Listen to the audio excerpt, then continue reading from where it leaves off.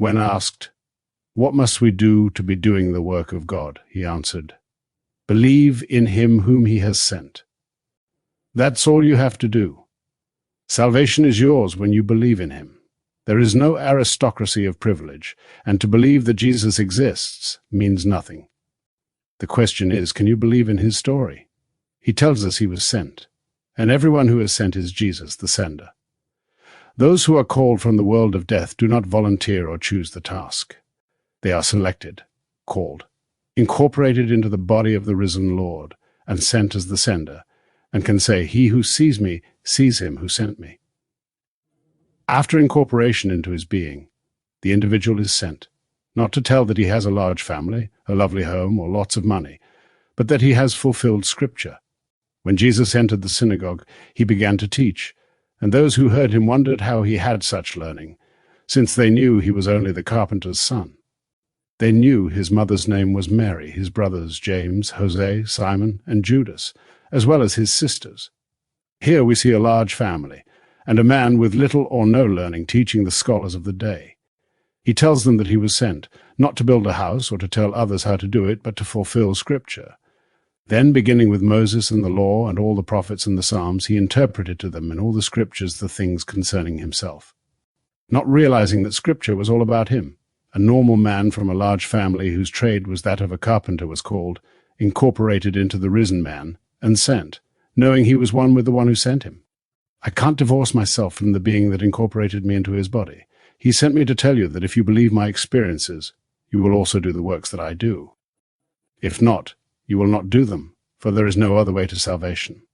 Unless these mystical experiences unfold in you, you will never leave this world of death to live in the world of life. In Adam all die. In Jesus all are made alive. He made me alive, in him, and sent me to tell you of my experiences, for the need was great, and to say that if you believe me, you will experience them and be saved, as they are your departure from this world of death and your entrance into the world of life. I tell you, in spite of the fact that I have an earthly father and mother, brothers and a sister, I am no longer of this world. I am from above, and you are from below. If you will believe me, you too will be born from above. Then you will no longer be from below, but will be an entirely different being, living in an entirely different world. Now, in the 16th chapter of Acts, we read the story of a slave girl who possessed the spirit of divination and was making a lot of money for her owners as a soothsayer. And when Paul came by with his associates, she said, "These men are proclaiming the way of salvation," and she followed them for many days. This story is followed by the imprisonment of Paul and a mighty earthquake, which awakened the jailer who, trembling with fear, said, "What must I do to be saved?" And he was told to believe in the Lord Jesus, to believe in a man. No, the Lord Jesus is only a pattern of salvation which is now encrusted with barnacles. I was called, incorporated into the body of love, and sent into the world to scrape off the barnacles by telling the path of salvation I've experienced. You may think that the few hundred or thousand people I have told would mean nothing against 3 billion people in the world, but I know a remnant has been prepared, and they believe. That is all that is needed. Having heard, their belief causes it to happen in them, and salvation's story spreads once more, until those without vision organize and make a business out of it. Then it will once more grow barnacles and become a tradition, minus the spirit. In 1929, I did not volunteer but was called. I stood in the presence of infinite love, who incorporated me into his body. I was sent as love, the body of the risen Lord, back to a physical garment which is fragile, to tell those who are equally fragile that God is their own wonderful human imagination. Many, knowing my biological background, my large family with its limitations, reject my words. A few, however, have accepted them, and to that remnant it will happen. So what must you do to be doing the work of God? Believe in him whom he has sent. I tell you, he has sent me. You may or may not believe me, that is your privilege. But I tell you, the experience so changed me that I have walked by faith in this vision through the mire of doubt, even when it came from my intimate circle. One is first called, incorporated into the body of love, and then sent. This goes on eternally until all are redeemed, for not one will be lost. Just as by Adam all die, so also by Christ shall all be made alive. This Christ is a pattern of the eternal purpose of God, for there is only one way to escape this world. The pattern begins by your birth as spirit. This is followed by the discovery of the fatherhood of God. Your spiritual body will be torn from top to bottom as you ascend into heaven, and the symbol of the Holy Spirit will descend upon you to smother you with love, completing the pattern. Jesus Christ is not a man, but a pattern which I have come to renew. To believe that Jesus Christ existed is not a belief in him, for he is the way to salvation. Now, once the ship is encrusted with barnacles, one is called and sent to scrape them off by retelling the story as something that happened to him. When I told my family, they could not believe me and questioned me, saying, "Neville, you mean you do not believe in Jesus Christ?" And I replied, "I believe in him far more than you do. Don't you believe that he existed?" "Yes, but not as a man. To believe in Jesus Christ, you believe in the pattern of salvation of which he is. If you believe in a man, you believe in Neville, and Neville means nothing.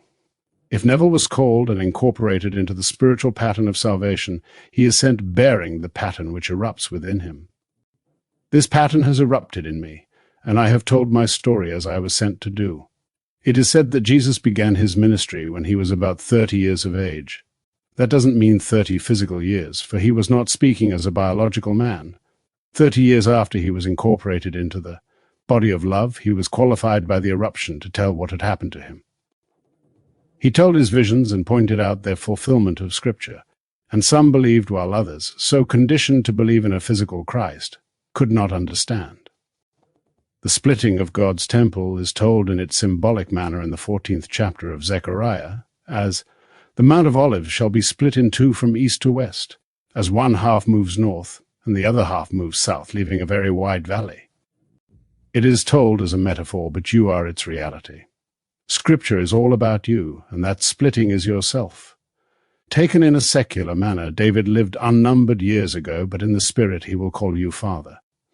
When I share my visions and their scriptural confirmation, some believe me, but the majority think I am sharing a fantasy. Yet I still walk with faith through the mire of doubt as I tell my story. My background is known. I have no education, no wealth or social position, yet I do know that I was chosen to be called and incorporated into the body of love and sent. Love could have called a financial or intellectual giant, or someone handsome and wonderful, judged by human standards, yet he called me in the Spirit. I was not initiated in the flesh, but was taken in spirit, for God is spirit, and those who worship him do so in spirit and in truth. It was a spiritual incorporation into the body of love, yet it seemed to be solidly real. As spirit, I returned to the garment I had left on the bed. It was that spiritual body which unfolded his plan of salvation. Now I know that this is the only way man can depart this world of death, and his departure begins by simply believing the story. Don't believe in Neville as a man, for he is frail and subject to all of the weaknesses of the flesh. Rather believe in what I have experienced. I have unfolded Scripture for you, and shown you where my experiences were foretold. I have repeated this over and over in the hope that those who hear my words will believe them, for I have tied the gospel to its reality. The book of Acts, once part of the book of Luke, was detached for a purpose. The story of Jesus, the pattern man, is not found in the book of Acts. Rather, the story of the apostles is recorded there, for the apostles are sent to tell exactly how it happened in them. I do not know, however, of any part of Scripture where the story is told as graphically as I have told it to you. In the Old Testament, the question is asked, "Can a man bear a child? Why then do I see every man with his hands pulling himself out of himself, just like a woman in labor? Why does every face turn pale? To us a child is born, to us a son is given. When a woman forms a child within herself, is that child not part of her body? And when she is in labor, does she not pull a part of her body out of herself?" Primitive women did not go to a hospital. While working in the field, these women would stop for a moment and pull that which they had formed within themselves out of themselves. This is exactly what I did. I pulled myself right out of myself. 5 months later, I fulfilled the 89th Psalm. When David stood before me, I knew I was his father, as there was no uncertainty as to this relationship. I am telling you what I have experienced. Scripture foretold these visions, which must take place before you can depart this world. What must you do to bring them about? Believe in the story I have been sent to tell, for if you do, and set your hope fully upon having these experiences, your salvation is assured. Eventually everyone will believe. Rejection delays the birth, however, for it comes only after acceptance of the story told by the one who was sent. I did not choose to be sent. When I fell asleep that night, I would have been the last person I would have chosen as worthy to be called into the presence of the risen Lord. The Beatitudes tell us that only the pure in heart will see God, and I certainly did not feel myself to be pure in heart. My wife and I were separated, and my little boy was moving back and forth between us. With the conflicts which go with all these silly little things, I would never have judged myself worthy of being pure in heart. But God does not see what man sees. God sees the heart. He sees the motive behind the act, never the outer picture. Was the thought brought forth in love, or to get even? Was its motive to inflict pain, or to express love? God sees the heart, and when he judges it as pure, that individual is called. In 1929 I was called, and for 30 years I only taught the law. The promise was there in Scripture, but I did not know it until it erupted in me 30 years later. From that moment on, I could do nothing but think about it, talk about it, and share my experiences of it, for that is what I was sent to do. My genealogy is known. My biological background, my father, mother, brothers, and sister, as well as my lack of education, is known, yet it is all recorded in Scripture. When I shared my experiences with my family, they rejected them 100%. My earthly father came the closest to understanding. One day a minister was at the house, and when he could not answer my questions or throw any light upon my visions, my father said, "Son, you must be an apostle." My mother felt it in her womb when I was coming into this world, but she had no confirmation, as I became a dancer, and she had thought I would be a minister in the Anglican Church. But I tell you, this is the only way to salvation. Don't believe in Neville. He is not the way. I could go out with you every night and thoroughly enjoy matching you drink for drink. No food is distasteful to me, as I enjoy it all. I am told I am not discriminating enough, for I can find nothing to condemn. I do, however, admit to all of my weaknesses of the human flesh, yet in spite of that I was called and sent. At the time I did not know God's purpose, but after his message erupted within me, I knew I was sent to refresh the atmosphere and clean it up after centuries of misunderstanding of the Christian mystery. Christianity fulfills the promise of Judaism. Fulfilling the pattern called Jesus, we are gathered one by one into that one resurrected man to be that one being in Christ. I don't care what name you bear on earth, you will be sent as Jesus. You will play his part and share your experiences with all who will listen. Do not elaborate, but tell them that unless they believe, it will not happen to them and they will remain in the world of death. It is not enough to believe only that Christ existed. That is like saying to a friend, "I believe you exist." What an insult! The question is, do you trust Christ? Do you believe in him? Now I, a man, tell you the story of salvation as I have experienced it. Do you believe in my story? If you do, you believe in me, then forget all you hear about me as a man. A friend recently told an acquaintance the story of my experiences, then later mentioned that I had been divorced and had remarried. The moment the lady heard I was divorced, she closed her mind and could not accept the story that I was called, incorporated into the body of God, and sent to tell. She judged the outer man and could not believe in him whom God has sent. She could go across the street, however, and believe that if she only ate corn she would be saved, because the person who told her so wasn't divorced.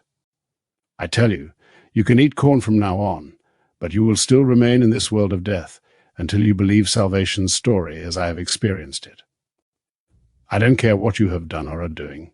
If you believe my story and set your hope fully upon that grace which is coming to you, he who sees your belief will call you and erupt within you. God sees your heart. He sees that you are capable of believing the incredible story of Christ and fulfills it.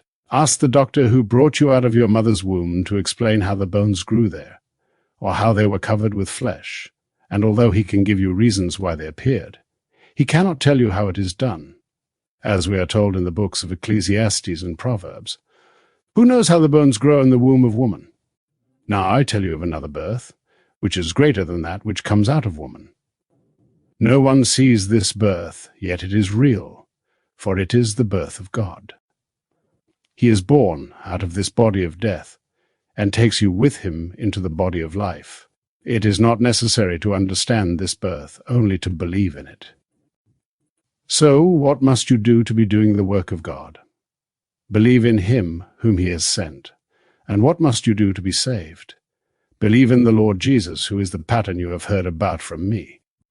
Then go about your business and live fully, enjoy life and all that it has to offer. A lady recently called, who had heard me many years ago in Detroit and Minneapolis. Although she and her husband had nothing, she believed what I said and imagined having lots of money. Her husband spent many years in different mental hospitals, depleting the little money they had, and then one day he took his own life. Her only brother was a very thrifty businessman who lived frugally. He died, and 3 weeks later his wife died, leaving everything to this lady. Now she has the money to live in luxury, just as she had imagined. This lady assumed wealth without knowing where it would come from, and now she has it. The law will not fail you here or in the world of God, for you must believe both stories. I tell you, an assumption, though false, if persisted in, will prove itself in the world of Caesar, as it did in her case. I also tell you an incredible story, that you will awaken in your skull and experience a spiritual birth as described in Scripture, for you are the one spoken of there. Can you believe both stories? If you believe one enough to test it, and it proves itself in performance, try to believe the other, for unless you believe both, you cannot prove them. If you believe the one in the world of Caesar, you can have money as this lady has. But you must believe the other in order to live where you do not need money, for there you know that the earth is yours and all within it. When you are incorporated into the body of God, you know you are God, and everything is yours. Then you will tell your story, depart this world and return to the Father, who is yourself. But while you are here, where you do not know the world is all yours, apply the law of assumption. Assume the feeling of the wish fulfilled, and let God's law work for you. Learn to believe the story on this level through application, and one day you will believe the incredible story on the higher level. What must we do to be doing the work of God? Believe in him whom he has sent. Though born of flesh and blood with 4 brothers and sisters, and a carpenter by trade, after the second birth he was no longer there. Man one knew, but an entirely different being. After telling you what happened in him, he asks you to believe it. If you do, you believe in the way you are saved. If you do not, you believe in and will remain in the world of death with its many blows. Hundreds of millions of people call themselves Christians and believe in the existence of Jesus, but they do not believe in him, for if they did, they would believe his story. I have told it in my book, Resurrection. The story is true. I have come to bear witness to it. God incorporated me into his body and sent himself with me, so whoever sees me sees him who sent me. You will never see the one who sent me by looking at the outer man. It is only the inner man who bears God's likeness, for that is who I am. Now let us go into the silence.